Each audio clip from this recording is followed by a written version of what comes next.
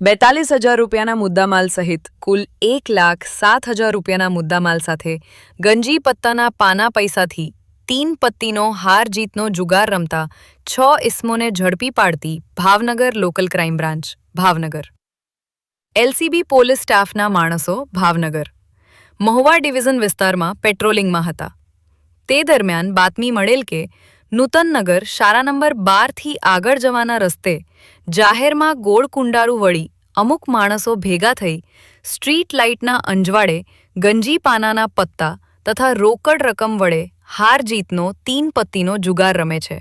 જે બાતમી અંગે રેડ કરતા ગંજી પત્તાના પાના પૈસા વતી 3 પત્તીનો હાર જીતનો જુગાર રમતા નીચે મુજબના માણસો નીચે મુજબના મુદ્દામાલ સાથે પકડાઈ ગયેલ.